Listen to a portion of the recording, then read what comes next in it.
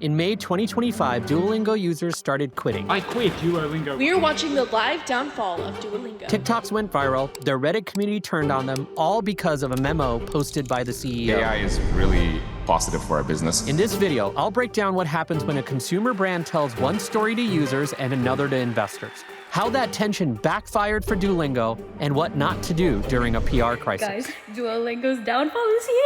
You already know this, but Duolingo was one of the most loved brands in tech. Since 2012, they've worked to create a cult following. The green owl, the memes, the passive-aggressive streak reminders, it felt chaotic, funny, personal. But internally, the company was moving in a different direction. By 2020, Duolingo was integrating AI, first with BirdBrain, then GPT-3. But they kept it quiet. In public, they still leaned on the owl, their human experts, and a tone that made the app feel alive. This was a contradiction.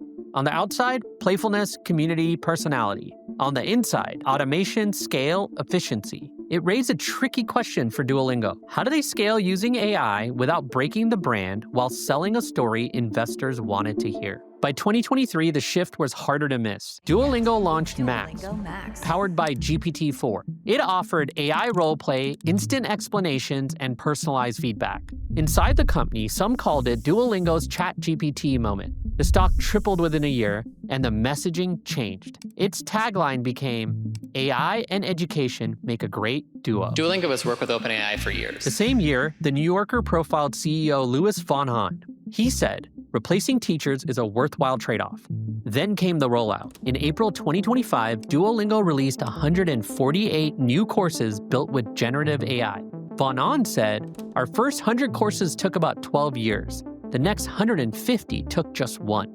The internal roadmap shifted towards full-stack automation, from lesson content to gamified features with AI-led characters. But users started to suspect a drop in quality. Recently, things have gotten so bad. Then came the memo. In May 2025, Von Hahn wrote a post that made the company's direction clear. Automate everything. It was the first time Duolingo had said it out loud. One line stood out. Humans won't get us there.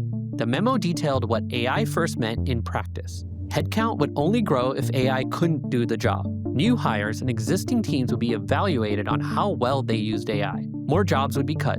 Support would be handled by chatbots. None of this was a pivot. It was a strategy months in motion. It was just never shared publicly. The goal was to scale personalized education. But to many users, it felt like the soul had been stripped out. Talent are you spending on infrastructure, content? Where's the money going? I'm demanding answers from the CEO. Duolingo set out to optimize the back end, but what they were really changing was the front end, their brand, and it didn't go unnoticed. The response was instant. Reddit threads called the new content AI slop, full of mistakes. On TikTok, users said the app felt like a robot pretending to care. Videos tagged Duolingo AI racked up over 10 million views in days, most of them negative. Even LinkedIn piled on. Some users walked away from streaks they'd kept for over 1,000 days. After users turned, Duolingo pulled back. The company known for chaos and humor went quiet.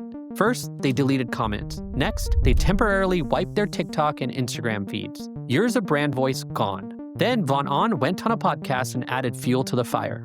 He said, I'm not sure that there's anything that computers can't really teach you. I think speculating schools would mostly exist for childcare while AI handled the teaching. To users, it sounded like the company had stopped listening. So, Duolingo resumed posting, only this time with carefully worded lines. Community feedback is valued, and humans are still in the loop. Then, at the end of May, Von Hahn walked some of it back. our employees are what make Duolingo so amazing. So we're going to continue having employees. And not only that, we're actually going to be hiring more employees. But he also didn't reverse course. I see AI as a tool to accelerate what we do at the same or better level of quality. If anything, his comments suggested he still believed the trade-offs were worth it. This is a case study in nailing the right messaging to the right audience. I know you're upset. I know people are upset. I want to make this right. That matters even more when different audiences care about different things. In Duolingo's case, that was public market investors versus everyday people trying to learn a new language. For your company, it might be investors versus users or employees versus customers. The same principles apply. Know exactly who you're talking to and what matters most to them.